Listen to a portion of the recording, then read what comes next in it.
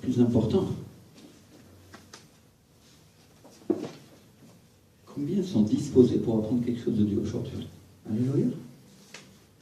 Amen. Merci Seigneur.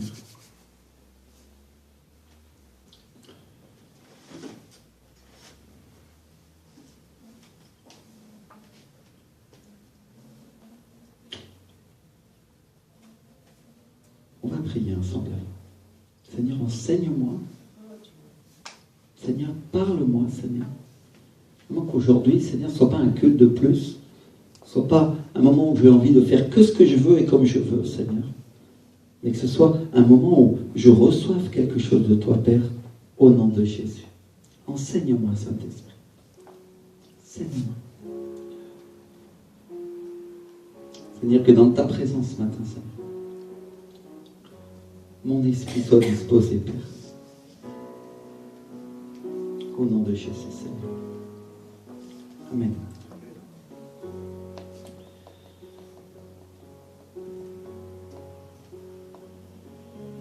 Dans les dernières semaines, on a appris ensemble ce que c'était que la foi, n'est-ce pas? Vous étiez là?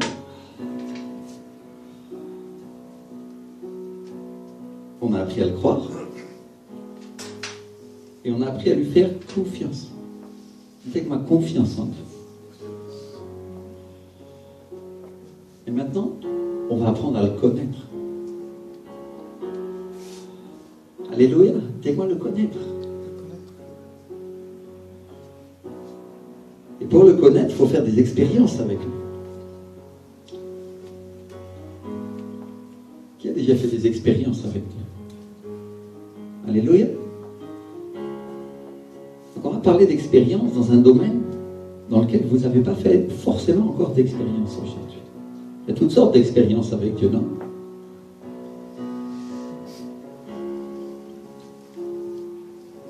Si on lit le livre de Rois, au chapitre 17, on va trouver le prophète Élie dans un moment difficile. Il vient de dire au roi Achab, à cause du mal qu'il faisait avec sa femme Jézabel. Vous connaissez l'histoire de Jézabel? Une sorcière qui tuait les prophètes.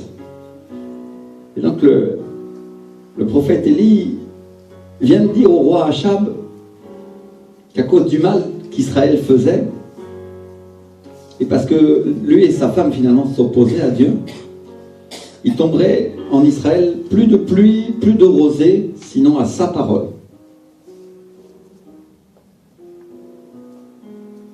C'est-à-dire il était en train de déclarer la famine. Et quand il pleut pas, il n'y a rien qui pousse, non? Tu as déjà vu un pays où il pleut pas? C'est une terre aride. Il n'y a pas de pluie, il n'y a pas de culture, il n'y a pas d'eau. Et donc il n'y a pas de bétail. Et il n'y a pas de lait, forcément. Et il n'y a pas de viande. Et il n'y a pas de légumes. Et pas d'eau pour boire. Vous avez vu, c'est intéressant la parole que le prophète Élie donne, parce qu'il dit ni pluie, ni rosée. Parce qu'il y a des pays qui sont arides où il fait chaud, mais la rosée vient arroser les plantes, non? Et on peut dire qu'Israël, c'est un pays qui est assez chaud quand même. Il est assez aride. Et donc le prophète dit à Achab, ni pluie, ni rosée. Dites avec moi, ni pluie, ni rosée. C'est rien du tout. Ça va être complètement sec. Il n'y aura plus rien. Et donc il n'y a pas d'eau pour boire.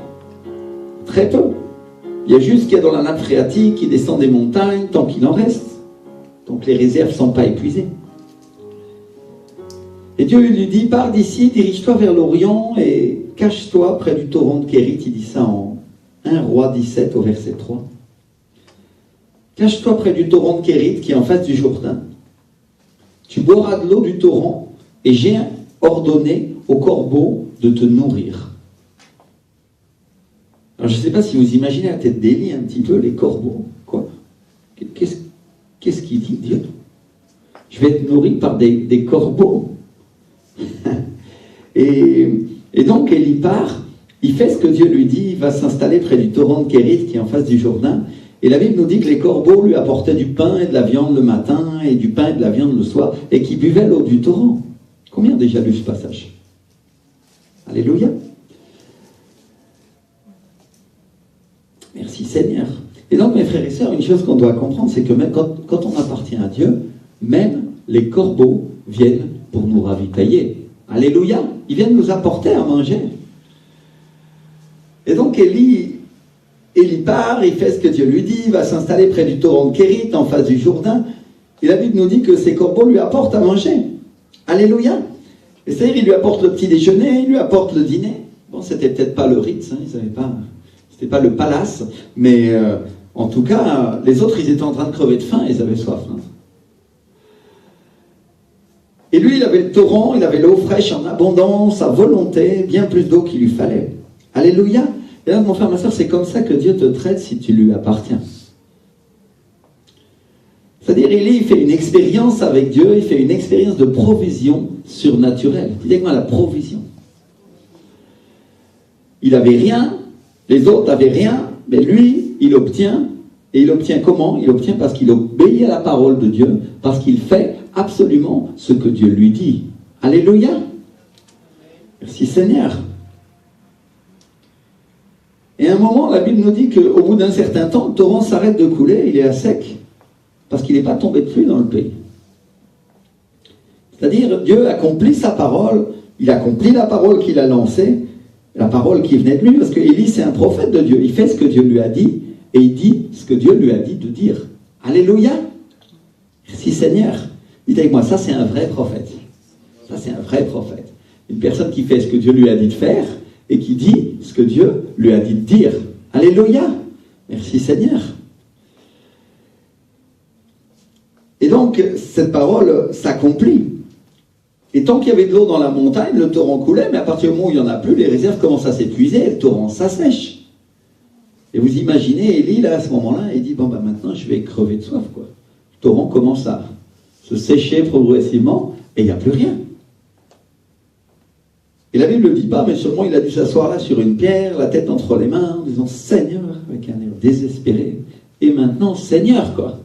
Hein? Probablement. Que je ne sais pas ce que tu aurais fait à sa place, mais... En tout cas, c'est humain non, de penser comme ça. Et des fois, quand Dieu, on va dire, nous a donné une source de provision et qu'elle s'assèche, on se comporte comme ça parfois. Ça vous est arrivé ça déjà? Vous avez fourni une source de provision, une source de bénédiction, et puis d'un seul coup, c'est plus la même source, ou en tout cas, ça ne marche plus, et d'un coup, vous vous demandez ce qui va se passer. Et comment je vais vivre maintenant? Hein? Et donc... on commence à clamer à Dieu, on commence à pleurer parce qu'on ne sait pas comment faire, on ne sait pas ce qui va se passer. Et la parole de Dieu arrive à Élie une deuxième fois. Et Dieu lui dit, lève-toi, va à Sarepta, c'est le verset 9, Sarepta qui appartient à Sidon, et demeure là. Voici, j'ai ordonné à une femme de te nourrir. Et donc Élie se lève, il va à Sarepta, il sort de son hôtel 3 étoiles au torrent de Kérit avec les corbeaux comme serveurs, et il arrive à l'entrée de la ville et il trouve là une veuve en train de ramasser du bois. Il l'appelle, il lui dit, va je te prie me chercher un peu d'eau dans un vase afin que je boive, et elle va le chercher. Et Élie l'appelle à nouveau, il lui dit, apporte-moi je te prie un morceau de pain dans ta main. Et là elle répond, elle dit, l'Éternel ton Dieu est vivant, je n'ai rien de cuit, je n'ai qu'une poignée de farine dans un pot et un peu d'huile dans une cruche. Et voici, je ramasse 2 morceaux de bois, puis je rentrerai et je préparerai ça pour moi et pour mon fils. Nous mangerons et après quoi, nous mourrons. C'est-à-dire, elle n'a plus rien, c'est ses dernières provisions et elle le dit au prophète. Elle dit, prophète, regarde, tout ce qui me reste, c'est ça.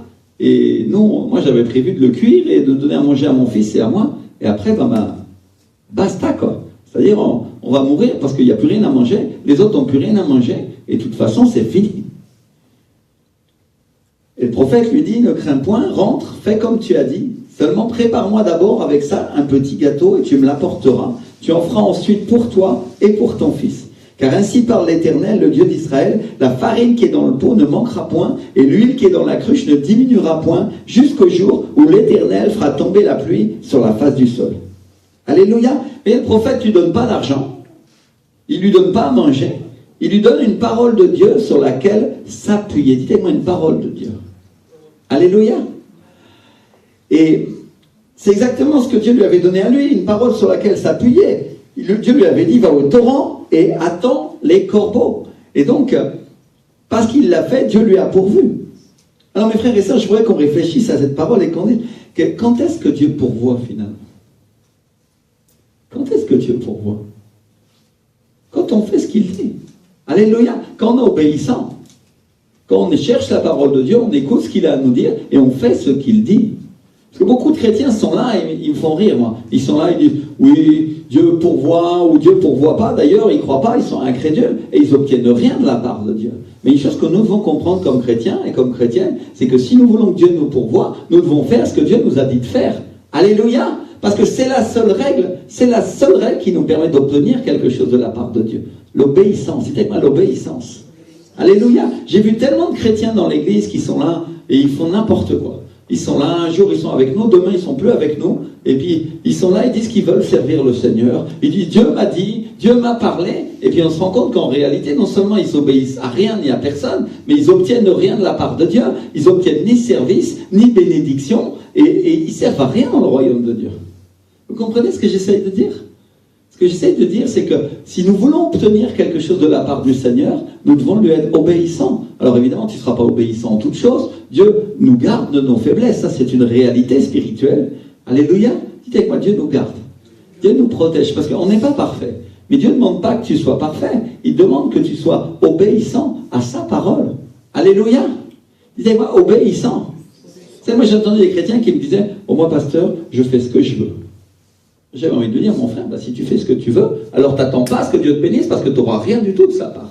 Parce que la vérité, c'est que tu n'es qu'un rebelle. Ça, c'est pas l'obéissance à Dieu. Alléluia. Vous comprenez ce que j'essaye de dire? Obéissance. Dites-moi, obéissance. L'obéissance, ça suppose qu'on est soumis à l'autorité aussi. Si ton pasteur te dit quelque chose et que tu ne le fais pas, eh ben, tu as un problème avec ça, n'est-ce pas? Ça veut dire qu'il y a quelque chose que tu n'obtiendras pas de la part de Dieu. Ça, c'est une réalité. Mais alors, le pasteur, c'est une chose, mais Dieu, c'est encore une autre, non? Imagine, d'abord, quand la parole coule, elle coule à travers qui, mon frère, ma soeur? Tu as réfléchi à ça une seconde? Quand Dieu te parle et te donne une solution pour ta vie, il te la donne de quelle manière en général? Pose-toi la question. Il te la donne dans la parole, il te parle à toi, ou il te parle au travers du pasteur. Alléluia. Donc si tu fermes la fenêtre ou la porte par laquelle la bénédiction va entrer et va couler, mon frère, ma soeur, attends pas à ce que tu reçoives quelque chose de la part du Seigneur, parce que tu ne peux pas. C'est toi-même qui fermes la porte. Tu dis non, Dieu, je veux rien écouter. C'est Dieu, ce singe-là qui se bouche les oreilles, il se bouche les yeux, parce que... Et exactement comme ça. La réalité, c'est que si nous voulons recevoir quelque chose de la part de Dieu, nous devons faire ce qu'il nous dit. Alléluia. Et ça, c'est valable pour chacun d'entre nous, c'est valable pour tous les ministères, quels qu'ils soient dans l'église, qui sont en train de jouer du piano, qui sont en train de servir des choses pratiques ou matérielles. C'est le même principe. Alléluia.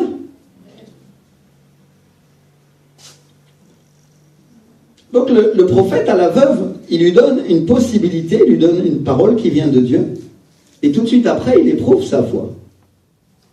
C'est-à-dire, il lui donne une occasion de mettre la foi en action. Il lui dit, voilà ce que le Seigneur te dit, il ne te manquera pas. Mais fais d'abord un petit gâteau pour moi, et apporte-le-moi, et t'en feras un pour toi et pour ton fils. Et grosso modo, il est en train de lui dire, et tu vas voir qu'au fur et à mesure que tu l'utilises, l'huile ne va pas descendre, et la farine ne va pas descendre dans le pot. Il est en train de parler de quelque chose de surnaturel, quelque chose d'incroyable, quelque chose qui est impossible à l'homme. Alléluia. Merci Seigneur.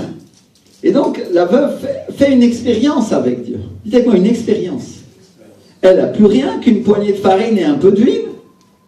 C'est-à-dire qu'elle n'a même pas 2 € dans sa poche. Elle a un fond de farine dans un sac, dans une cruche, et elle a un peu d'huile. C'est tout ce qu'elle a pour manger. Et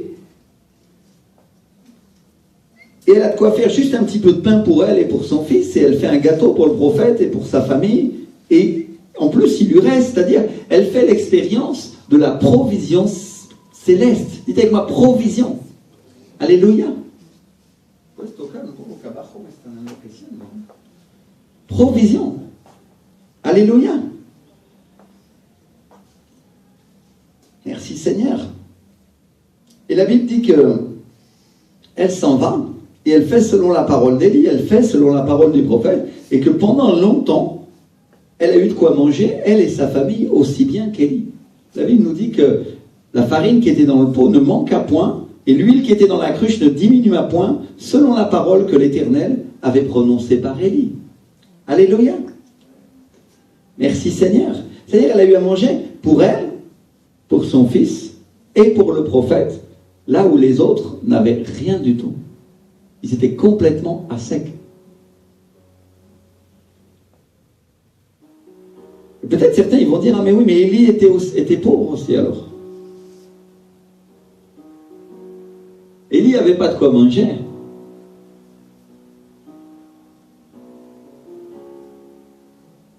Et la veuve non plus. Et les autres, encore moins. Et Dieu utilise Élie pour que la veuve ait de quoi manger. Et pour que sa famille ait de quoi manger. Et ça, c'est une chose qu'on doit comprendre comme serviteur, comme servante de Dieu, c'est que chaque fois qu'un homme ou une femme de Dieu, ou une église manque de quelque chose, c'est une opportunité pour nous d'être bénis. Alléluia. Comprenez l'enseignement de la parole de Dieu. Parce que chacun d'entre nous, on est là et tout ça, oui, le prophète, gloire à Dieu, le miracle, il s'accomplit, etc. Mais est-ce que tu aurais donné ton huile ou tu aurais donné ta farine, toi? Parce que c'est ça la question en réalité. Qu'est-ce qui a provoqué le miracle? Elle a cru à la parole de Dieu et elle a fait ce que Dieu lui a dit de faire. Alléluia. Qu'est-ce qui provoque les miracles? Je crois à sa parole et je fais ce qu'il m'a dit de faire. Sinon, il n'y a pas de miracle. Sinon, il n'y a pas de miracle. Sinon, il n'y a rien qui se passe. Vous comprenez ce que j'essaie de dire? Merci Seigneur. Donc le manque, c'est une opportunité. Dites-le avec moi, le manque, c'est une opportunité. Quand il manque quelque chose à un serviteur et une servante de Dieu, quand il manque quelque chose à une église, c'est une opportunité d'être béni. Alléluia. Vous comprenez ce que j'essaie de dire? Enfin, ma soeur, mon pasteur en Colombie, cette année, ils ont fait des dépenses extraordinaires pour la télévision. Extraordinaire. Parce que ils ont une chaîne de niveau national, mais quand ils ont voulu renouveler la licence, on leur a dit non. Alors ils ont investi toute l'année dans des chaînes régionales. Ils ont le satellite, ils ont Internet, ils émettent dans le monde entier. Ça coûte très cher. C'est des dizaines de milliers de dollars américains. Ils ont investi pour avoir des créneaux horaires dans des chaînes de télévision locales, pour que la Colombie entière soit touchée. Alléluia. Et quand ils ont investi, après, le canal national s'est ouvert. Alors ils ont investi aussi. Alléluia. Mais à la fin de l'année, mes frères et sœurs, ils se sont retrouvés avec des frais mais énormes. Et mon pasteur, le pasteur Ricardo, il s'est tenu devant l'église, il a dit voilà. C'est simple. Il faut qu'on paye ça. Vous avez une opportunité d'être béni. Alléluia. Disez-moi une opportunité. C'est-à-dire le ministère du pasteur Ricardo. Je ne suis pas en train de parler de mon ministère aujourd'hui, hein. C'est pas ce qu'on est en train de dire. Mais le ministère du pasteur Ricardo a un besoin. Et il est en train de dire, si vous semez, vous avez l'opportunité, dites-moi l'opportunité d'être béni. Alléluia. Il y a un besoin. Et donc il y a une possibilité de recevoir un miracle. Et c'est intéressant parce qu'on voit que la veuve, elle avait rien du tout à donner. Dites-moi, la veuve, elle avait rien. Elle était à sec, elle avait les poches comme ça, à l'envers. Je mets mes poches à l'envers parce que ça fait toujours rire les gens, n'est-ce pas? Elle était comme ça.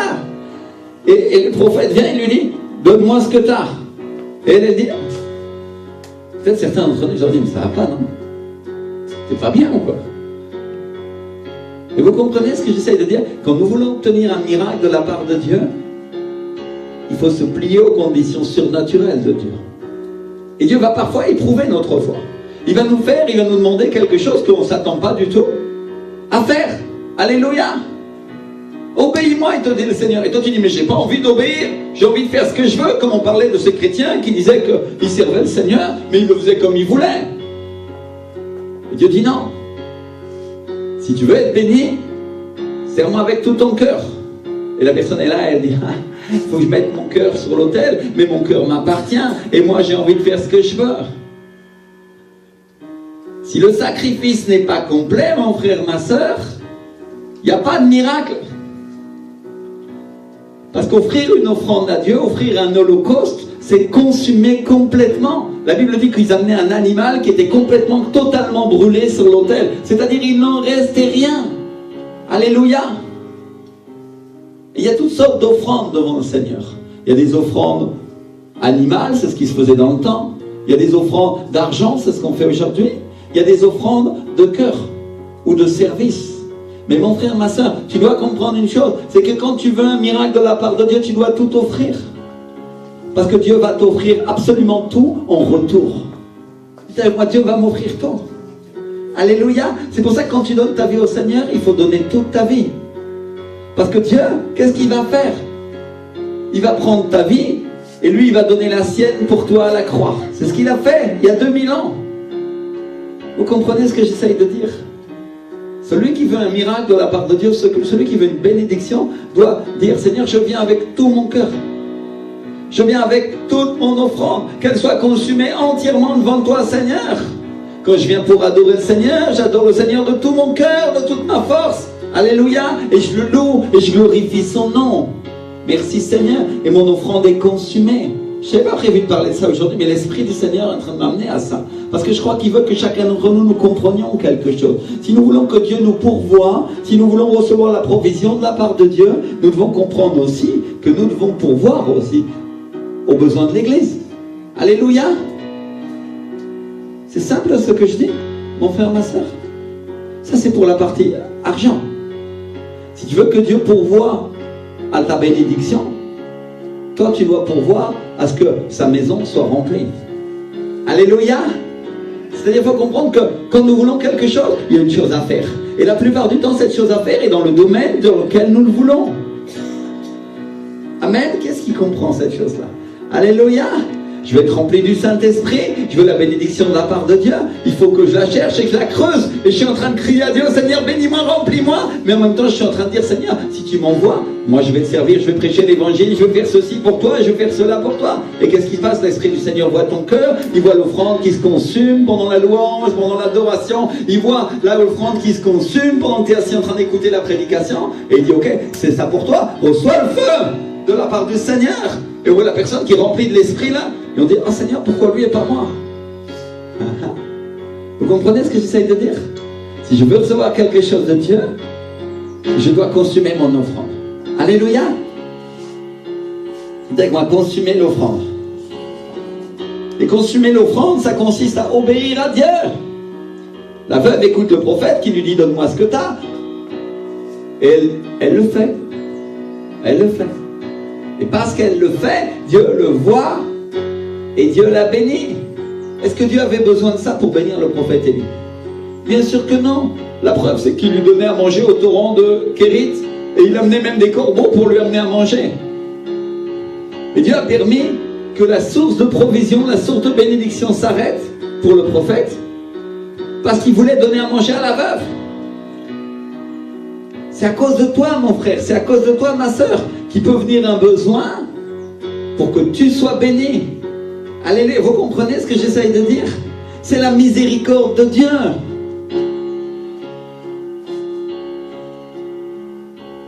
Et donc Dieu utilise Élie, il utilise le besoin du prophète Élie pour qu'elle ait de quoi manger, pour que sa famille ait de quoi manger.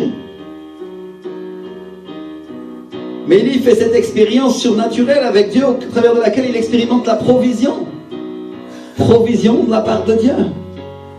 Et la veuve, elle fait aussi une expérience au travers de laquelle elle expérimente la même chose. Élie est béni et la veuve est bénie aussi. Et la famille de la veuve est bénie aussi. Alléluia. Comprenez le principe de Dieu dans la provision? Je vous ai dit qu'on allait apprendre à connaître Dieu dans un domaine dans lequel vous ne le connaissez pas encore. Alléluia. Parce que Connaître Dieu, c'est faire des expériences avec lui. Certains ont fait des expériences surnaturelles avec Dieu. Certains ont été remplis du Saint-Esprit. Certains ont eu des rêves, des visions. Dieu leur a parlé. Ils ont été inspirés de la part de Dieu. Ils ont fait des expériences. Ils ont eu des bénédictions. Certains ont eu des maisons. J'en connais une qui a eu un appartement. Gloire à Dieu. Mais Dieu veut maintenant que nous recevions plus. Alléluia. Alors il secoue nos cœurs et les agite ce matin. Et il nous dit, est-ce que tu crois? Est-ce que tu crois? Est-ce que tu es prêt à faire ce que je te dis pour obtenir? Alléluia. Merci Seigneur. Et donc Élie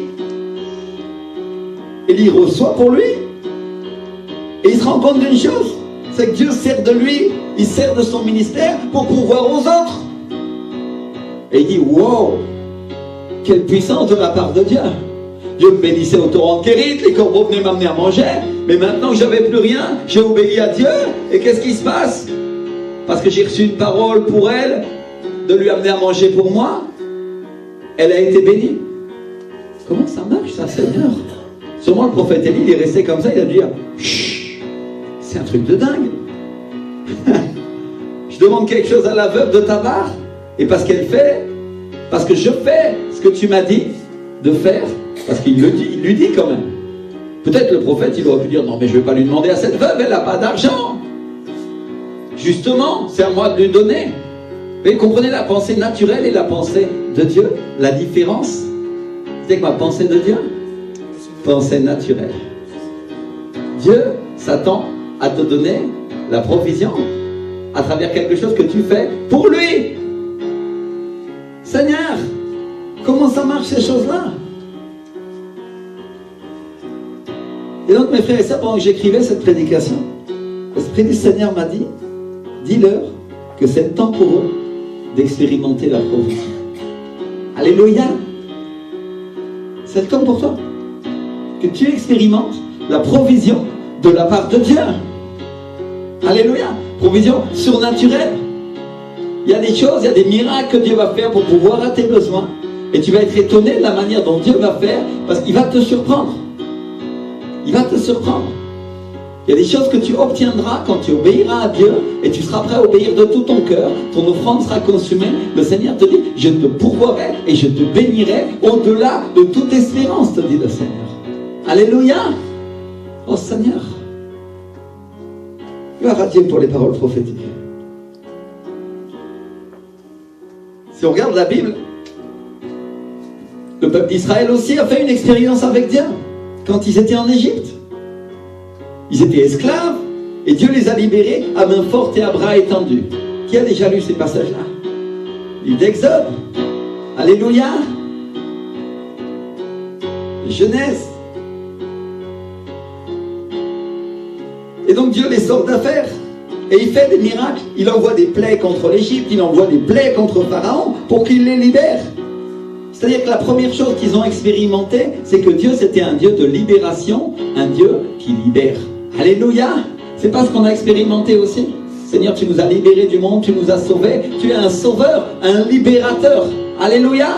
Ça, c'est une des premières choses que nous expérimentons dans la nature de Dieu comme chrétiens et comme chrétiennes. Dieu nous libère de toute oppression, de tout joug du diable. Il nous libère de tout démon, de toute chose qui nous fait mal. Alléluia. Merci Seigneur.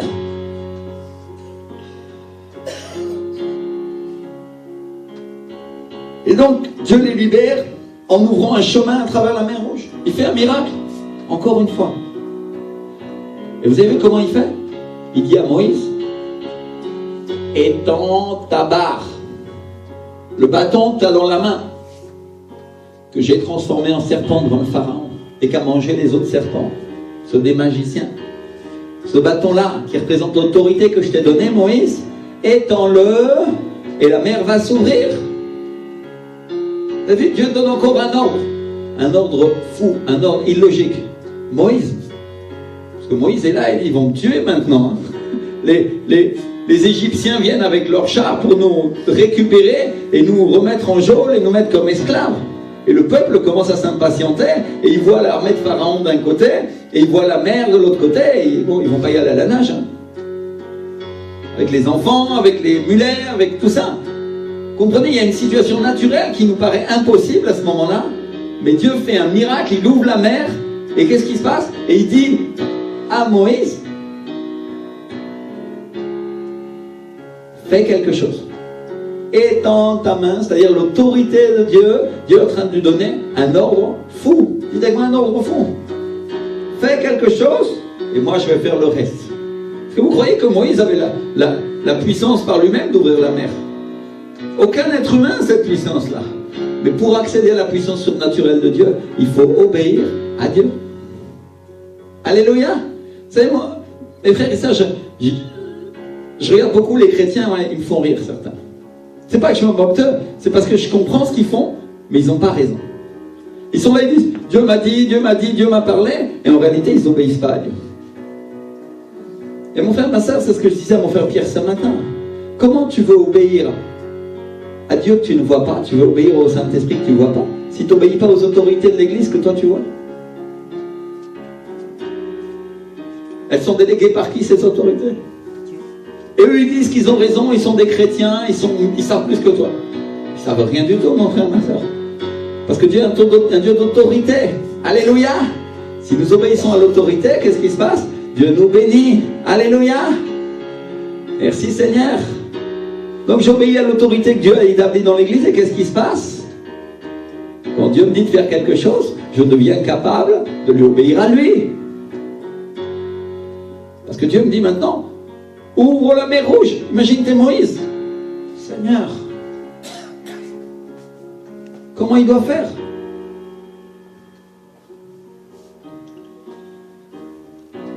Et donc Dieu les libère.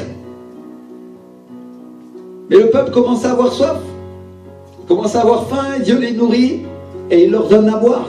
Dites avec moi, Dieu les nourrit. Dieu leur donne à boire. Ils marchent dans le désert, il n'y a rien, il n'y a pas de boutique, il n'y a pas de Super U, de Carrefour, non. Pour aller chercher ton Coca-Cola le soir, il n'y a pas. Ton manioc, il n'y a pas de boutique de produits exotiques. Et tu es là et tu dis, il n'y a que du sable et des cailloux. Et Dieu leur donne à manger. Et Dieu leur donne à boire. Il leur donne la manne qui vient du ciel, qui tombe tous les matins quand ils en ont besoin. Une manne qu'on ne peut pas garder, sauf le jour du sabbat. Il y a des règles spirituelles spéciales. Donc la deuxième chose que le peuple de Dieu expérimente, c'est qu'il est un Dieu de provision. Dites avec moi, un Dieu de provision. Mon frère, ma soeur, dans la vie chrétienne, la première chose que nous expérimentons, Dieu est un Dieu de libération. Et quand nous commençons à obéir, quand nous commençons à marcher avec Dieu, alors Dieu commence à faire autre chose, et il dit maintenant, je veux que tu expérimentes la provision. C'est-à-dire, je peux te pourvoir. J'ai cette capacité, il te dit le Seigneur. Alléluia. Quelle que soit la manière dont je vais faire, je pourvoirai, te dit le Seigneur. La provision, c'est quand tu ne sais pas comment, mais Dieu te donne. Et il donne d'une manière à laquelle tu ne t'attendais pas. Pour te montrer qu'il t'aime. Pour te montrer qu'il t'aime. Alléluia. La libération, c'est quand tu es tourmenté, écrasé par quelque chose, tu commences à clamer à Dieu, tu commences à le chercher, et il te libère du joug que l'ennemi a fait peser sur ta vie. Alléluia. Il y avait une malédiction sur ta vie, le diable avait mis une malédiction sur ton ménage, et tu passais ton temps à te disputer. Le Seigneur te dit à partir de maintenant, c'est fini, et je brise ce joug. Alléluia. Libération. Gloire à Dieu. Il ne dit pas que tu ne disputeras plus jamais, mais les disputes seront plus aussi terribles, et elles ne seront pas animées par un démon. Alléluia. Présence de Dieu. Comprenez ce que je suis en train de parler? Libération. Bénédiction. Donc peu importe ce que c'est, peut-être c'est un problème économique, ou spirituel, ou familial, ou un problème de santé, et tu es affligé, tu es en dépression, et Dieu te libère. Alléluia. Libération. Ça part. Tu es là dans le culte, tu ne sais pas comment, tu donnes ta vie à Dieu, tu dis Seigneur Jésus, j'ai besoin de toi, et le Saint-Esprit vient et boum, tu sors libre. Alléluia. Libération, Dieu, Dieu de libération. Bénédiction. Merci Seigneur. J'ai une parole pour toi. Il y a des personnes qui vont recevoir des libérations tout à l'heure. Il y a des joues spirituelles qui étaient sur leur vie, et le Saint-Esprit va venir, il va passer, et ça va partir. Alléluia! Peu importe la manière, mais ça va partir. Il y a des choses qui étaient, comment on dit, inquébrantables, qui paraissaient qu'on ne pouvait pas les briser, c'est ça? On ne pouvait pas les briser, mais maintenant, Dieu va venir et il va les briser. Parce que la Bible dit qu'ils rompt les verrous de fer, il les détruit. Alléluia! Les portes de la prison dans laquelle tu vivais et qui t'empêchaient de t'approcher de Dieu et de le connaître vont être détruites. Merci Seigneur, une parole pour toi. Donc les Hébreux marchent dans le désert, ils passent du temps avec Dieu, ils apprennent à le servir, à l'honorer. Et au bout de 40 ans, la génération suivante entre sur la terre promise. Et là, ils apprennent que Dieu tient ses promesses. Alléluia! Parce que la Bible nous dit, de toutes les bonnes promesses de Dieu, aucune ne manqua. C'est-à-dire, Dieu leur a fait des promesses pendant 40 ans, et peut-être le peuple de Dieu a dit, oh, ça fait beaucoup de promesses, mais pour l'instant, on n'a pas vu aucune arriver encore. Mais Dieu, à la fin, les tient toutes. Alléluia! La Bible dit, de toutes les bonnes promesses que Dieu avait fait à Moïse, aucune ne tomba à terre. Il n'en manqua aucune. C'est ce qui va se passer pour toi, mon frère, ma soeur. Dieu t'a fait des promesses. Il a fait des promesses à cette église et elles vont s'accomplir toutes intégralement, du début à la fin, si tu es fidèle, te dit le Seigneur. Alléluia! Parce que mon frère, ma soeur, il y a une condition, la parole de Dieu, elle est toujours conditionnelle. Je te bénirai si tu fais ce que je te dis. C'est toujours comme ça dans la parole de Dieu. Si tu ne fais pas ce que je te dis, il t'arrivera des malheurs. Vous comprenez? Ça, c'est ce que nous devons comprendre. Dieu nous a promis, mais il nous demande une certaine obéissance. Alléluia. Et il nous demande une obéissance de cœur. Il ne nous demande pas une obéissance parfaite, parce que certains sont en train de se dire, je ne vais pas y arriver, Seigneur. Vous comprenez pourquoi on aime tellement le Seigneur? Parce qu'il nous permet d'y arriver malgré nous-mêmes. Alléluia. Si je le cherche, je le trouve. Et je reçois la puissance par le Saint-Esprit d'accomplir ce à quoi il m'a appelé, ce pourquoi il m'a appelé à faire. Alléluia. Je ne pouvais pas le faire par moi-même, c'était impossible. La mer Rouge ne pouvait pas s'ouvrir pour moi si je voulais. Mais quand Dieu me dit de le faire, ça s'accomplit. Alléluia. Dieu va ouvrir des barrages et de provision, parce qu'il y a des choses qui n'arrivaient pas dans ta vie. Vraiment, je vois des choses qui... La provision de Dieu n'arrivait pas. Et tu travaillais et l'argent n'entrait pas. Il n'y avait pas moyen. Et tu le dépensais et il n'y a rien qui se passait. Mais le Seigneur te dit aujourd'hui, à partir de maintenant, c'est fini. Tu vas mettre de l'argent de côté. Alléluia. Et il y a une personne ici qui va voir quelque chose qui va être brisé dans sa vie. Un joug vraiment d'oppression dans le domaine financier. Il y a quelque chose de spécial qui va se passer. Et l'Esprit du Seigneur va agir. Et il y a une liberté, il y a une libération qui va commencer à venir. Alléluia. Dieu veut te bénir. Il veut te donner la provision. C'est son but. Merci Seigneur. Et donc, les Hébreux marchent dans le désert. Ils apprennent que Dieu tient ses promesses. Et ils voient, de leurs yeux, ils voient la bénédiction de Dieu.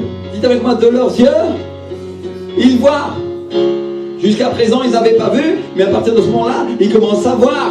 Alléluia. Jusqu'à présent, ça avait été des promesses, ça avait été croire et marcher, obéir à Dieu dans le désert. Mais à partir de ce moment-là, Dieu commence à manifester sa gloire. Alléluia.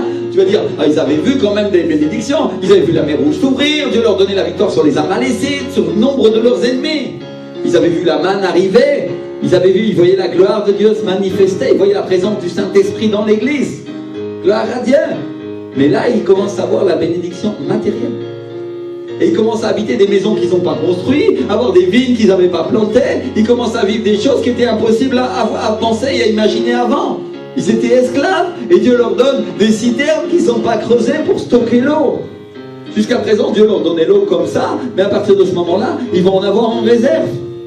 Alléluia. Aujourd'hui, Dieu te dit, mon frère, ma soeur, tu vas avoir des réserves. Dieu te garantit des réserves. Il y a quelque chose de la provision surnaturelle de Dieu qui va commencer à se libérer dans l'église. Et les réserves vont commencer à grandir et à pousser. Des réserves que tu n'avais pas pensé avoir. Alléluia. Merci Seigneur, parce que tu avais eu la manne jusqu'à présent.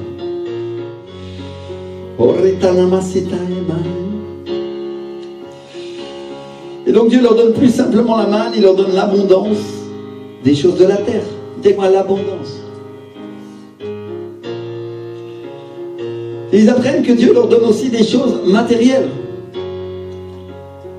Ils ont appris le spirituel dans le désert. Ils ont appris à l'aimer.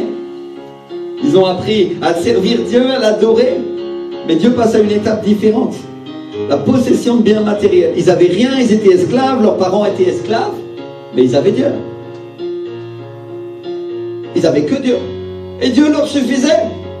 Ils pourvoyaient.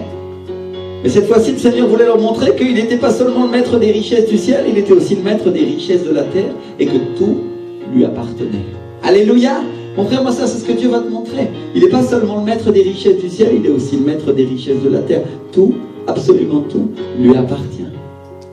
Alléluia! Peut-être certains ils vont dire, ah oui, c'est pas la première fois que Dieu leur donnait des richesses. C'est vrai? Parce que quand ils sont sortis d'Égypte, la Bible dit que Dieu leur a ordonné de demander à leurs voisins des vases d'argent, des vases d'or et des vêtements, et qu'ils ont ainsi dépouillé leurs ennemis. Alléluia! Ils sont partis avec tout l'or de l'Égypte, tout leur argent et des vêtements en plus. Imagine-toi. Enfin, ma soeur, je l'ai lu des dizaines de fois, et il y a un mot auquel je n'avais pas fait attention, c'était les vêtements. Dieu leur donne l'or, Dieu leur donne l'argent, et Dieu leur donne des vêtements. Pour toute la marche qu'ils vont avoir à faire dans le désert, Dieu leur a pourvu d'avance tout ce dont ils auraient besoin. Et on a vu ensemble, on a étudié ensemble la parole, à quoi a servi cet or et cet argent. Mais ça, c'était leurs parents qui l'avaient eu. Et Dieu leur avait pourvu. La Bible dit qu'il leur avait fait trouver grâce aux yeux des Égyptiens. Mais là, c'est une expérience différente. Parce que Dieu voulait qu'ils se battent pour obtenir. Il voulait qu'ils entrent dans la terre promise, qu'ils entrent en Canaan et qu'ils prennent de force tout ce qu'il y avait, tout ce qui appartenait à leurs ennemis. Alléluia! Combien savent que les ennemis à cette époque-là représentent aujourd'hui le diable et les démons? Dieu veut que tu rentres dans cette terre promise et que tu t'empares de tout ce qui appartient à l'ennemi sur cette terre. Alléluia!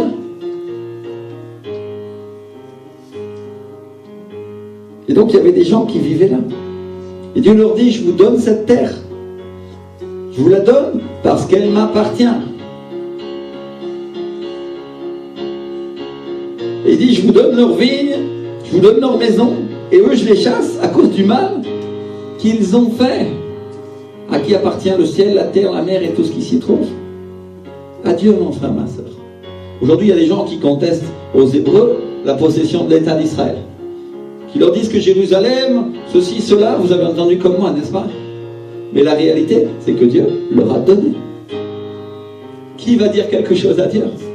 Tu vas dire, oh oui, ils sont partis après parce que Dieu les a chassés. Et pourquoi Dieu les a chassés? Parce qu'ils ont désobéi eux aussi. En faisant la même chose que ce que les autres faisaient avant. Mais quand ils sont repentis et ils sont en train de le faire, Dieu est en train de les ramener de toutes les nations, en marquant ainsi le temps de l'avènement du Seigneur. Alléluia! Combien savent qu'Israël, c'est l'horloge de Dieu? Jésus vient bientôt.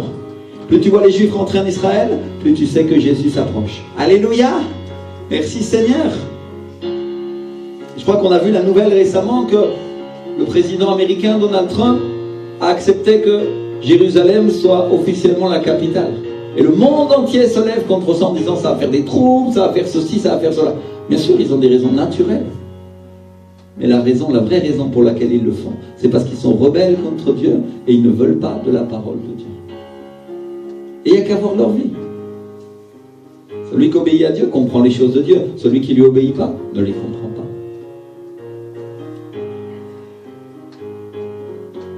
Et donc les Hébreux font une expérience différente.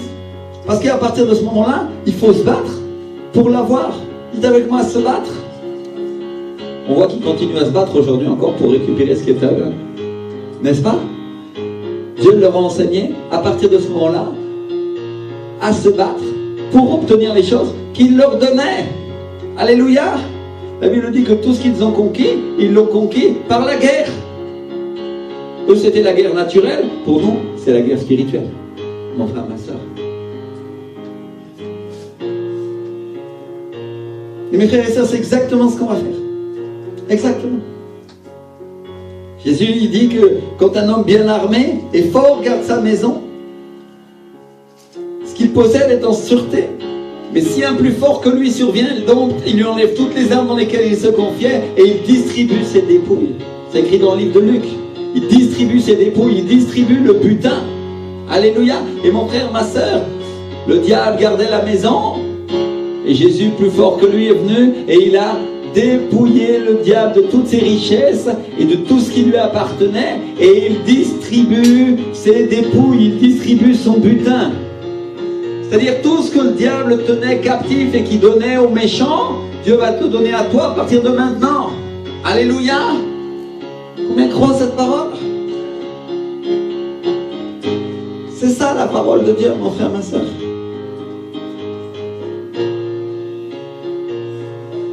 Et donc il y a un butin pour celui qui croit. Un butin matériel et un butin spirituel. Alléluia. Certains sont déjà entrés en possession d'une partie du butin spirituel et savent déjà beaucoup de choses et comprennent des choses de la part de Dieu. Mais Dieu leur dit aussi, il y a aussi un butin matériel pour votre vie.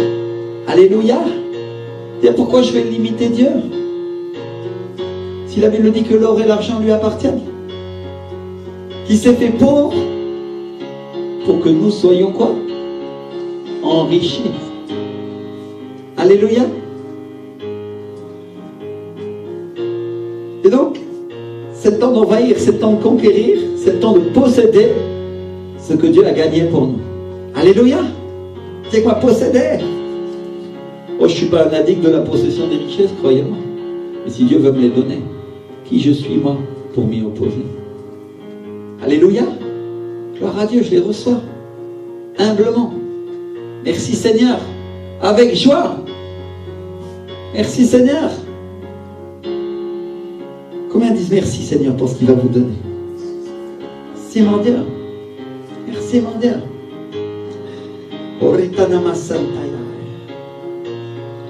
Mes frères et sœurs, il y a une chose qu'on doit comprendre. C'est que c'est le temps des tentes des cordages de notre tente. C'est le temps des tentes des piquets de la tente qui représentent notre vie pour que nos possessions augmentent. Alléluia. Possession spirituelle, possession matérielle. Déplace les piquets de ta tente. Il y a des limites que tu avais mis à Dieu. Et maintenant, c'est le temps de sortir le piquet que tu avais planté dans la terre pour dire maintenant, je prends plus. Alléluia. Dis avec moi, je prends plus. Je prends plus de Dieu. Et je prends tout ce qu'il m'a donné. Toute la bénédiction. Alléluia. Frères et sœurs, il y a quelques années, beaucoup de chrétiens ne croyaient pas en la guérison des vies. Et ils avaient limité Dieu parce qu'il manquait de connaissances. Et quand Dieu a ramené la guérison dans l'église, alors énormément de personnes ont été guéries. Et ils ont compris que c'est quelque chose qui venait de Dieu. Alléluia.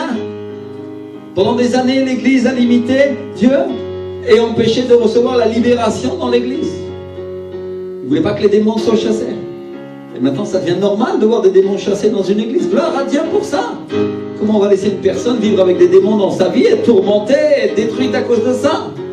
Le Seigneur veut la libérer, il veut la bénir, parce que Dieu est un lieu de libération. Mais la Bible nous dit aussi que Dieu est un Dieu de provision. Alléluia. C'est ma provision. Et pourquoi nous allons empêcher Dieu de nous bénir s'il veut le faire? Si c'est le temps pour lui d'enrichir son église. Si la Bible dit que la gloire à venir sera plus grande que la première, mon frère, ma soeur, est-ce qu'il parle seulement des richesses spirituelles ou il parle de toutes les richesses? S'il dit l'or et l'argent m'appartiennent, alléluia. Si la terre entière lui appartient, mon frère, ma soeur, si demain il veut te donner Accor-Hôtel et que ça t'appartienne, il peut le faire. À Dieu tout est possible. Alléluia. Dieu peut faire absolument ce qu'il veut.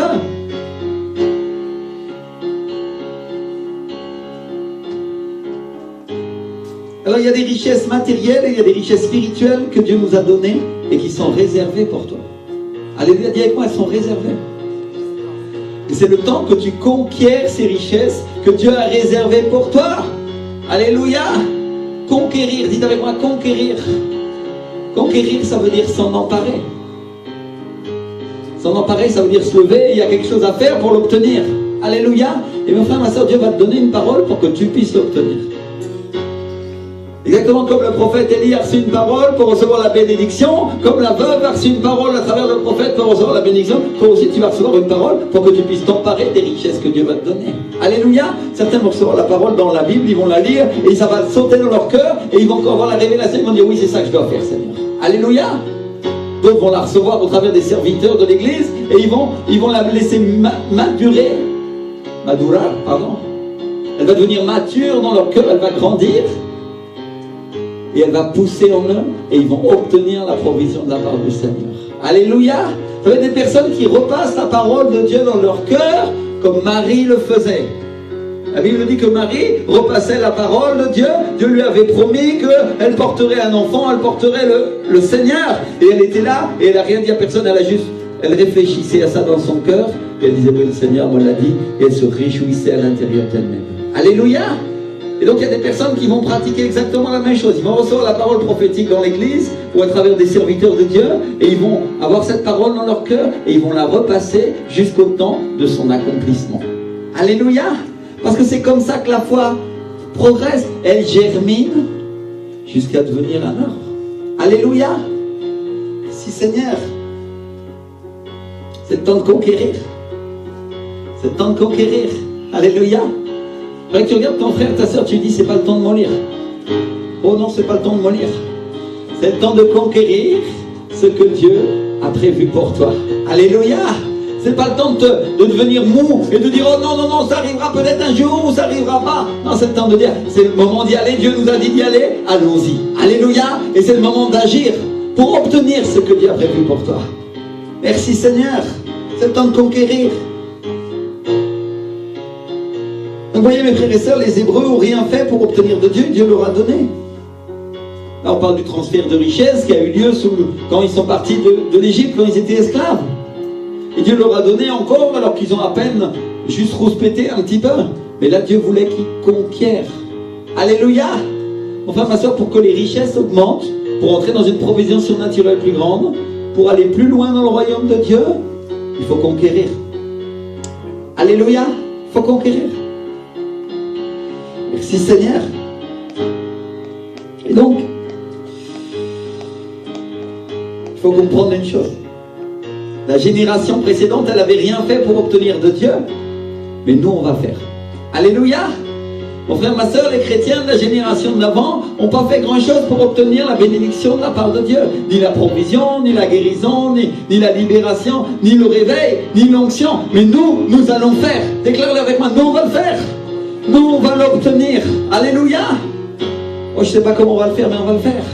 Je vais me lever et je vais accomplir ce que Dieu m'a appelé à faire. Dis-le avec moi, déclare-le. Je vais me lever et je vais accomplir ce que Dieu m'a appelé à faire. Alléluia! Il y a des paroles prophétiques qui sortent de toi pour ta propre vie. Et quand tu commences à les déclarer, qu'est-ce qui se passe? Elles s'accomplissent. Tu les entends. Et la foi vient de ce qu'on entend, et ce qu'on entend vient de la parole de Dieu.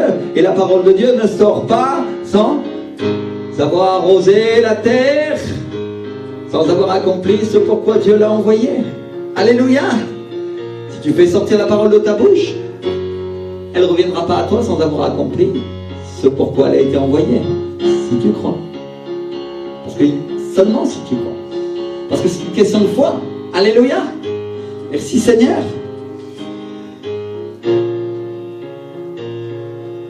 Donc il y a des choses qui vont nous bénir. Il y a une onction pour le matériel qui va venir sur l'église. Dieu nous l'a dit la semaine dernière, il nous l'a dit des dizaines de fois ces derniers jours. Et la présence de Dieu va commencer à venir et nous allons conquérir. Dieu va conquérir. Nous allons conquérir des choses que nous n'arrivions pas à conquérir auparavant. Des choses qui nous paraissaient impossibles. Des choses qui nous paraissaient folles. Dieu va les faire. Alléluia. C'est Seigneur. Il y a des choses matérielles que nos parents ont eues, nos parents spirituels. Mais maintenant, c'est à vous d'expérimenter ces choses, vous dites Seigneur. C'est votre temps. Et c'est votre heure, vous dites Seigneur. Alléluia, c'est votre heure. Il y a des personnes ici qui vont expérimenter une provision abondante. Je dis bien abondante. Ça va dépasser leurs espoirs les plus fous. Ils vont dire, seulement Dieu pouvait faire quelque chose comme ça pour ma vie. Alléluia, seulement Dieu. Pour moi, c'était impossible. Ma pensée m'empêchait, j'étais limité dans ces choses, mais Dieu m'a béni et maintenant je vois la gloire de Dieu. Alléluia. Merci Seigneur. Merci Seigneur. Alléluia. Regarde ton frère, regarde ta soeur. Dis-lui, maintenant c'est à toi d'obtenir. C'est à toi d'obtenir ce que nos parents spirituels ont eu. C'est à toi d'obtenir. Alléluia. Alors, si tu as un papa spirituel loin, alors dis non, tu vas obtenir vachement. Alors, gloire à Dieu. Hein? Imagine si ton père spirituel c'est Bénin.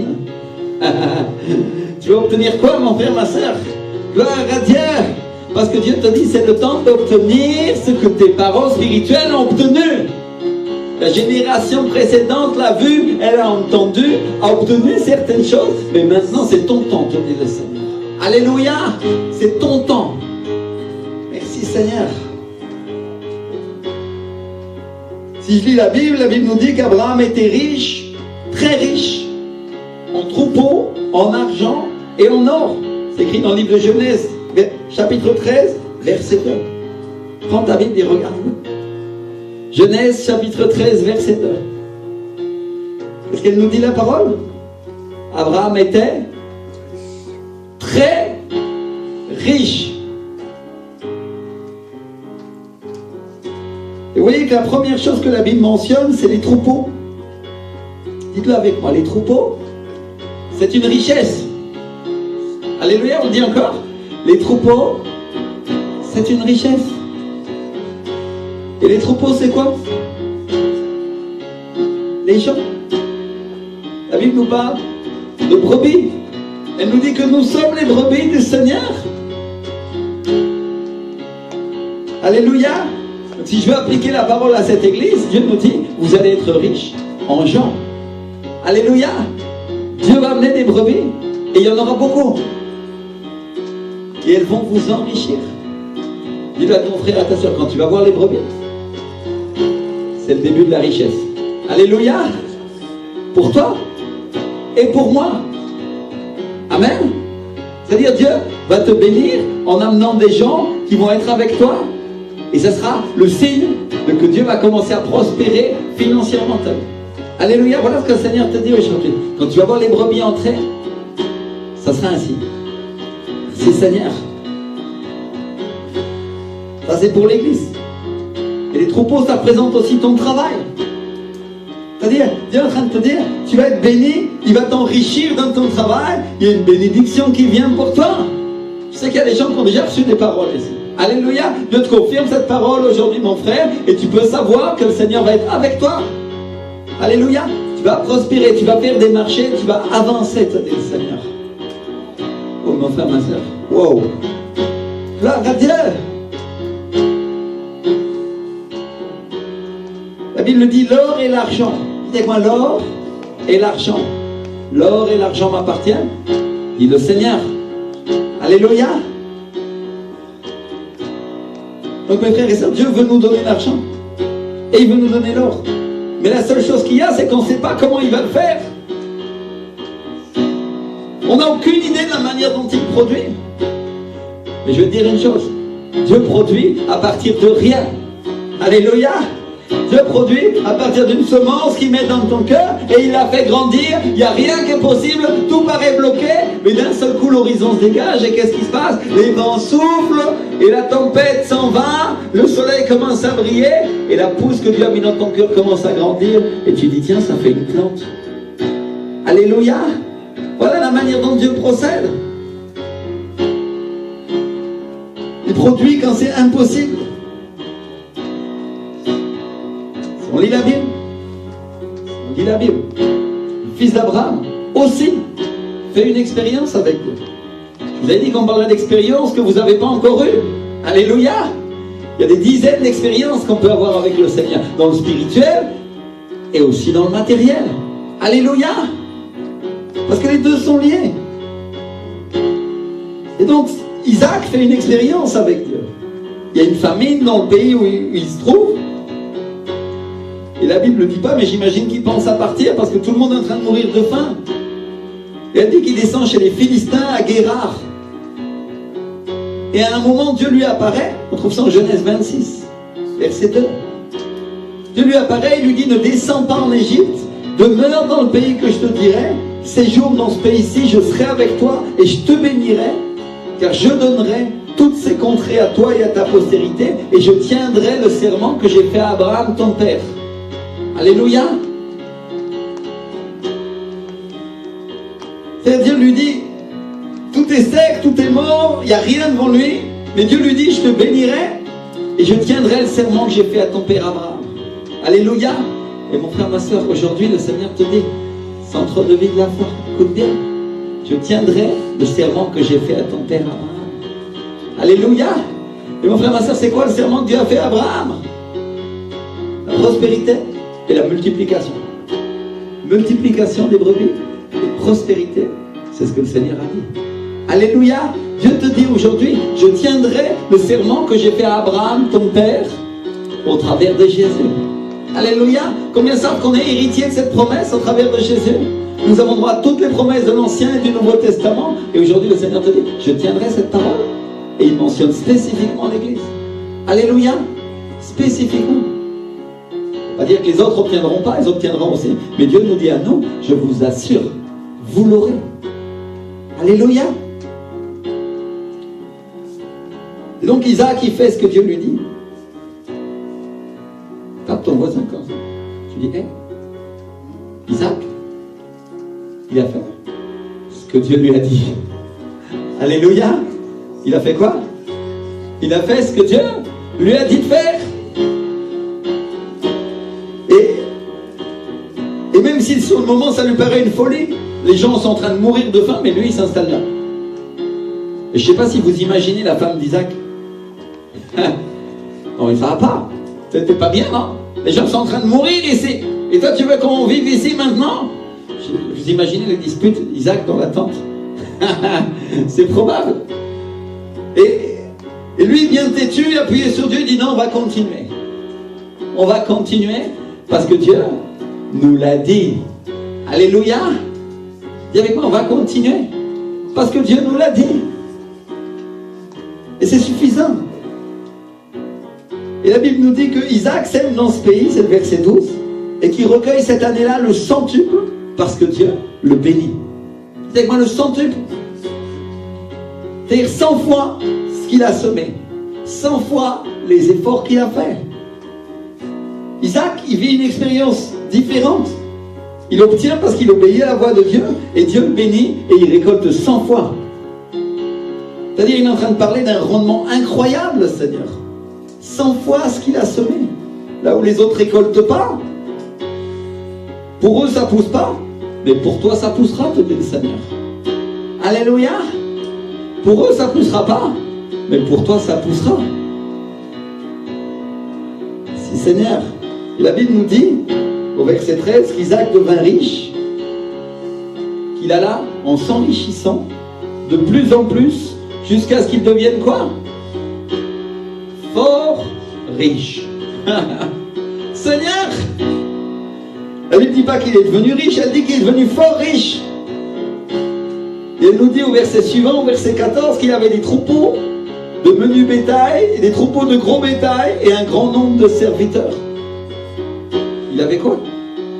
Il avait des troupeaux. Il dit avec moi des troupeaux. Il avait des troupeaux. Gloire à Dieu.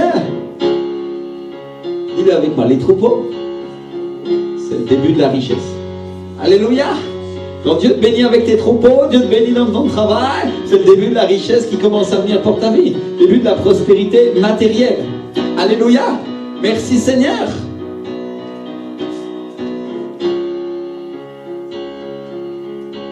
Et donc vous voyez, Isaac il devient riche en semant sur la parole de Dieu. Dis avec moi, en semant. C'est quoi la manière dont il devient riche? En semant. Et il devient riche au point que les Philistins commencent à lui porter envie, ils commencent à être jaloux. Si vous lisez la suite, vous allez voir qu'ils vont même le chasser. Tellement riche. Et donc vous voyez, Isaac il fait une expérience avec Dieu qui est basée sur la semence, sur la foi et sur l'obéissance. C'est un petit peu différent des expériences des gens qui s'enrichissent dans le monde, non? Qui s'enrichissent en volant les autres et en étant des crapeurs. La Bible ne nous dit pas ça de Isaac. Elle dit qu'il fait une expérience de foi, d'obéissance et de semence dans le royaume de Dieu. Alléluia. Dis à ton frère, à ta soeur. C'est comme ça qu'un homme, une femme de Dieu devient riche en Dieu. C'est comme ça. Alléluia. Merci Seigneur. Riche en Dieu est riche de Dieu. Et le spirituel et le matériel sont liés. Et le cœur commence à s'enraciner dans l'obéissance. Alléluia. Parce qu'il voit les fruits. Il voit les fruits de l'obéissance au Seigneur. Et vous voyez mes frères et sœurs, quasiment tout ce qui a à voir avec la prospérité ou avec la bénédiction dans la Bible a à voir avec ça. Dieu sème une semence, il sème une semence dans notre cœur, une semence de foi, il sème une parole et il la fait pousser jusqu'à ce qu'elle produise. Dites-moi, jusqu'à ce qu'elle produise. Et Isaac, c'est le fils de la promesse, il est l'image de Jésus. Jésus sème dans notre cœur, au milieu de la famine, alors que le monde meurt de faim, spirituellement parlant. Et il produit une semence, et elle pousse. Alléluia. Et elle commence à produire quoi? Du fruit. Mes frères et sœurs, les religieux, ils vont essayer de faire ce que nous sommes en train de faire. Mais ils ne vont pas y arriver. Ils vont essayer d'imiter la parole de Dieu. Mais ça ne marchera pas. Donc là, on parle de gagner des âmes, on parle d'avoir des troupeaux, on parle de richesse. Mais on peut aussi appliquer ça à l'argent. C'est la même parole et c'est la même promesse. C'est quoi la même parole et la même promesse? Alléluia. Donc tu vas investir dans l'église que les autres investissent ailleurs. Ils investissent dans des placements, mais à eux, ça ne va rien leur rapporter. Mais à toi, ça va te rapporter. Alléluia. À toi, ça va te rapporter. À 100 contre 1. 1 euro investi, et tu en gagneras 100. 100. Et tu ne sais pas comment, mais Dieu te prospérera au milieu de la récession. Quand les autres manqueront, quand ils n'auront pas de travail, quand ils seront dans la difficulté, ce sera toi qui seras béni. Peut-être certains ils vont dire, pasteur, mais c'est moi aujourd'hui qui n'ai pas de travail. Mais Dieu te dit, qui te dit que je ne t'en donnerai pas un demain? Alléluia. Vous comprenez qu'il y a un temps pour les choses de Dieu. Il y a un temps pour l'affliction, mais il y a aussi un temps pour sortir de l'affliction. Et c'est pas parce que tu as été affligé pendant un temps que Dieu ne va pas te sortir de cette affliction aujourd'hui pour que tu apprennes à rentrer dans la provision et dans l'obéissance à Dieu. Alléluia. Merci Seigneur. Gloire à Dieu. Tous les temps sont bons parce qu'on y apprend quelque chose. Le temps où je suis affligé, c'est bon parce que j'apprends l'humilité. Le temps où je suis béni, c'est bon parce que j'apprends la foi à croire que Dieu accomplit ses promesses et sa parole. Alléluia. Tous les temps de Dieu sont bons. Provision. Donc faire des expériences avec le Seigneur, c'est apprendre à connaître Dieu. C'est apprendre à avoir confiance en lui. Savoir que même dans un temps d'adversité, on reçoit de lui et on sait, on apprend qu'on ne dépend pas du monde, on ne dépend pas des circonstances, nous dépendons de qui? De lui. Alléluia. Dis-le à ton frère, à ta soeur, moi je ne dépends pas des circonstances. Je ne dépends pas du monde non plus. Je dépends de Jésus. Alléluia. Il est mon Seigneur, il est celui qui pourvoit pour ma vie. Et même quand j'avais rien, Dieu m'a pourvu. Frères et sœurs, je peux vous raconter des dizaines d'expériences de provision dans ma vie pour ma femme et moi-même. Il y a des gens ici qui ont déjà expérimenté ces choses-là, qui n'avaient rien et qui ont obtenu. Alléluia. Ma sœur Liliane, tu as obtenu quelque chose de Dieu. Tu as obtenu une maison, je crois. Un appartement. Gloire à Dieu. Expérimenter des choses de Dieu. Est-ce qu'elle était riche pour ça? Non. Mais Dieu lui a donné. Alléluia. Vous comprenez ce que j'essaie de dire? Provision divine. Provision céleste. Ma soeur, c'est peut-être la personne que j'aurais cru qu'elle aurait le moins de chance dans le naturel d'obtenir quelque chose. Et Dieu lui a donné quand même. Alléluia. Donc mes frères et sœurs, Dieu apprend à Isaac la loi de la semence et de la bénédiction. Il nous apprend à faire la guerre. Et il nous a appris qu'il n'y avait pas qu'une manière de pourvoir. Il en avait des tas. Dis avec moi, Dieu a des tas de manières. Dieu a des tas de manières de pourvoir pour moi. Alléluia. Merci Seigneur. Donc il y a deux sortes de chrétiens. Il y a les chrétiens bénis, il y a les chrétiens pas bénis. Il y a les chrétiens qui font ce que Dieu dit et qui obtiennent. Et il y a ceux qui font ce qu'ils veulent, ce qui leur paraît bien, et qui n'obtiennent pas. La Bible nous dit dans le livre de Malachie, en Malachie 3,10, apportez à la maison du trésor toutes les dîmes, afin qu'il y ait de la nourriture dans ma maison. Afin qu'il y ait quoi? De la nourriture. Où ça? Dans ma maison. Alléluia. Pourquoi est-ce que Dieu veut qu'on amène nos dîmes à l'église? Pour qu'il y ait de la nourriture dans sa maison. À quoi sert cette nourriture, mon frère, ma soeur? À ce que tu sois béni avec la parole de Dieu. C'est à ça que ça sert. Elle sert à ce que dans la maison du Seigneur, la nourriture, qui est la parole de Dieu, puisse être donnée chaque dimanche. Alléluia. C'est ça la raison.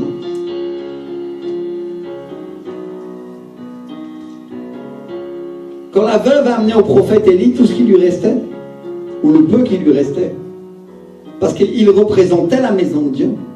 Combien savent ici que les ministères représentent la maison du Seigneur? Vous savez ça?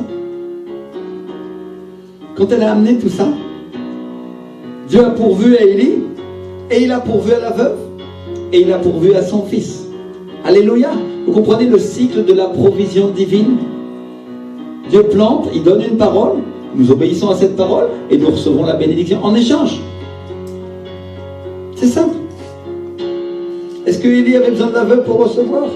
Bien sûr que non. Mais c'était une faveur qu'il faisait à la veuve.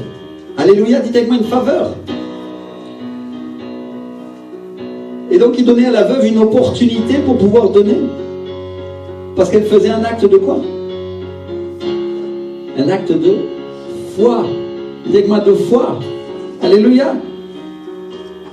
En faisant une offrande. Et en réalité, à qui elle offrait cette offrande? De farine et d'huile. À Élie ou à Dieu? Elle offrait à Dieu. Alléluia. En le donnant au prophète, elle offrait à qui? À Dieu. Et elle obtenait quoi en échange? La bénédiction sur sa vie et pour sa famille. Et Dieu se servait du prophète.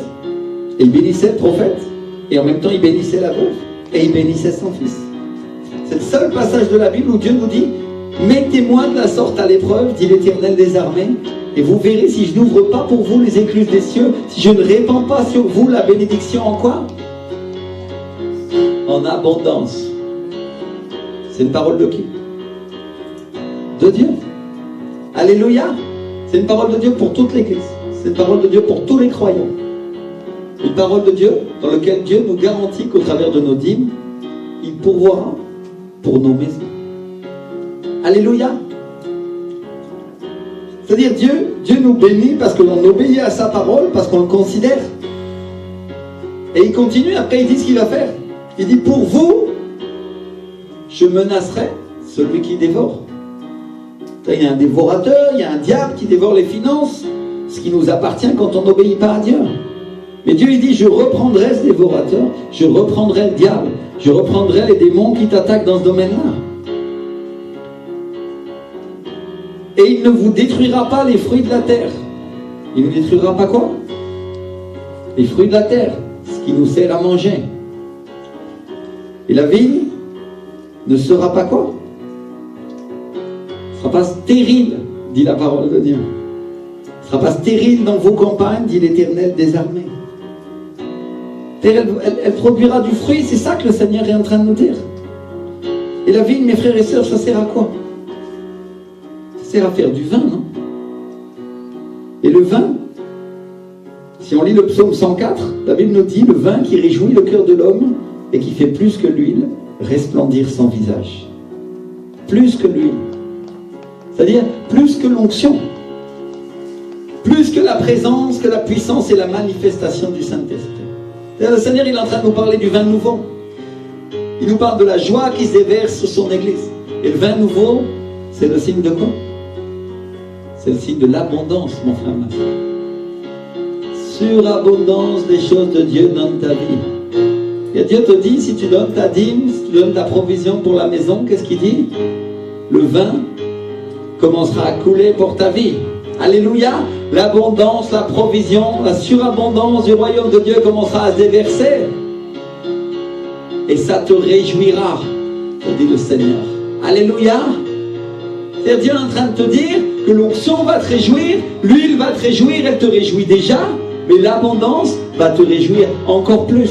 Alléluia. Le vin qui réjouit le cœur de l'homme, qui fait plus que l'huile resplendir son visage. Dieu est en train de te dire que l'abondance que Dieu va envoyer sur l'Église et sur ta vie va te réjouir encore plus que l'onction et la présence du Saint-Esprit qui te réjouit déjà.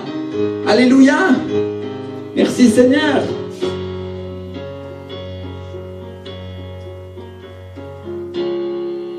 Et le prophète continue, il dit ensuite, toutes les nations vous diront heureux. Dites avec moi, heureux. Les gens viendront et ils diront, vous êtes heureux. Non seulement vous avez la présence du Saint-Esprit, il y a des miracles, il y a des choses incroyables qui se passent ici, mais en plus de ça, vous êtes bénis, vous êtes prospères. Alléluia. Les gens vous diront heureux. Voilà ce que dit la parole de Dieu. Parce que le vin de l'Esprit coule dans l'Église, parce que le Seigneur transforme l'eau de sa parole en vin. Car vous serez un pays de délices, dit l'Éternel des armées. C'est comme ça que finit la prophétie de Malachie. Vous serez un pays de quoi? De délices. Alléluia. Dieu est en train de parler des délices, des choses d'en haut, de la bénédiction. Alors il y a une chose qu'on doit savoir, mes frères et sœurs, c'est qu'avec Dieu, l'huile continue toujours de couler. Alléluia. Toujours. Et le Seigneur te dit aujourd'hui, tu vas aller de bénédiction en bénédiction et de provision en provision. Alléluia. Quand j'étais en train d'écrire ces paroles, le Seigneur m'a dit, dis-leur que je vais leur donner ma richesse. Je voyais qu'on se lève et on prie, on dit, Seigneur, merci mon Dieu. Merci Saint-Esprit, Seigneur, pour ces richesses, cette provision qui vient sur la maison, ces torrents d'huile, Seigneur, et ce vin nouveau, mon Dieu. Oh, commence à prier, commence à prier, commence à prier. Je te remercie pour la provision qui vient sur ma maison, Seigneur Jésus. Je te remercie parce que tu vas m'aider à conquérir, Seigneur. Je te remercie de m'aider à comprendre que tu es un Dieu qui pourvoit aussi dans le matériel, Seigneur, et pas seulement dans le spirituel, Seigneur. Il y a des portes ouvertes pour vous. Des portes ouvertes pour vous, vous dit le Seigneur. Le Seigneur te dit aujourd'hui, 2018 va être une année d'abondance. Surabondance de la parole de Dieu, de ses richesses, dit le Seigneur. Ses richesses. Il y a une onction pour la provision dans cette église. Beaucoup d'entre vous se multiplieront et ils auront de l'or qui touche leurs mains, dit le Seigneur.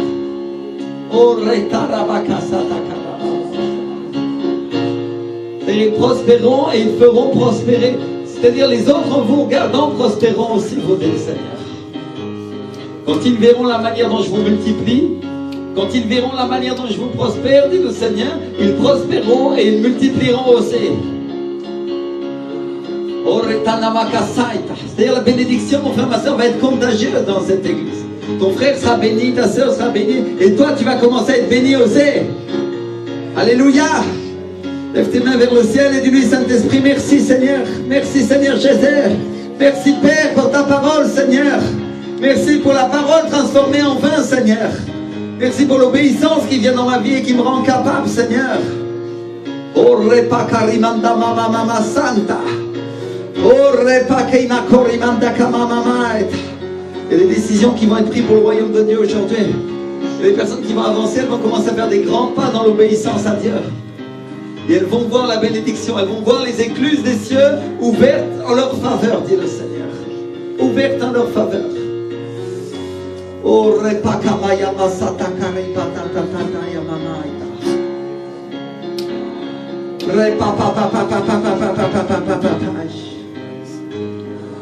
Oh Seigneur, nous te bénissons, nous glorifions ton saint nom, Seigneur, pour l'onction qui vient, pour la provision, Seigneur. Provision divine, Seigneur. Alléluia, mon Dieu. Alléluia. Orinakamaya mama mama santa kaya na mama mama shaya. Orre papa papa papa papa papa.